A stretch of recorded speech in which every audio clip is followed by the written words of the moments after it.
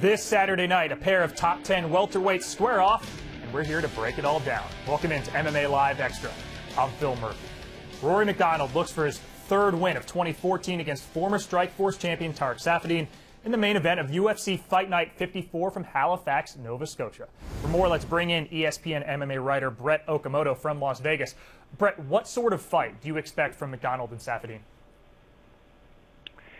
I expect a human chess match, and you hear that description used in mixed martial arts all the time, and it certainly applies to this fight. This is not two guys who are going to come in and brawl with one another.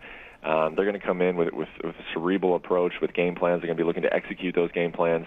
You can always see an exchange here and there, but I think theoretically both these guys are going to go in and try and make this a technical fight. They're not going to get into too many wild brawls out there with one another.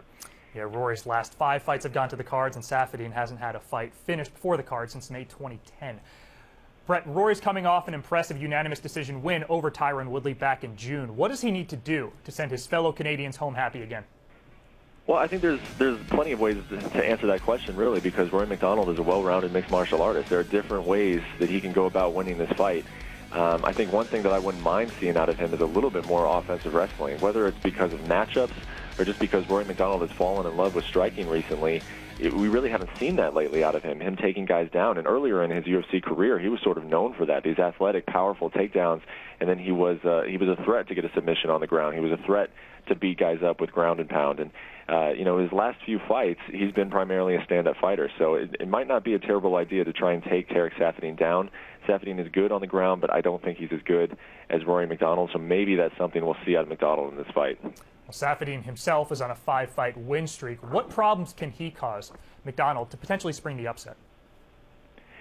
Well, with Saffiedine, it is always, you have to be cognizant of this guy's leg kicks. He chops opponents down with those things. We've seen it in his last fight against Hung-Gu Lim.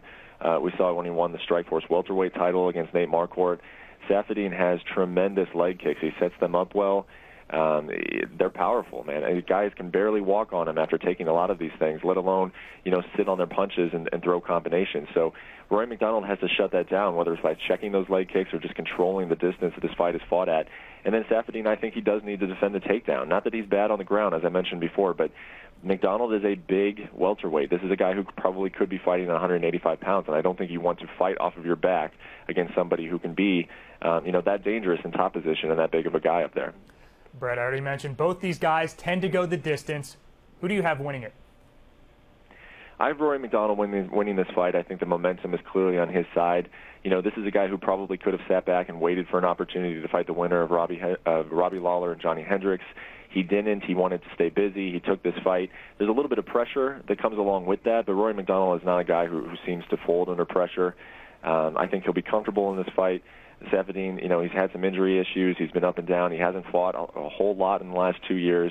I like MacDonald to look good in this fight and possibly get a finish and move on to that UFC title shot. He's ESPN MMA writer Brett Okamoto. Brett, thanks so much. Thanks, Phil. For Brett's breakdown of UFC Fight Night 54, be sure to check out the MMA page here on ESPN.com.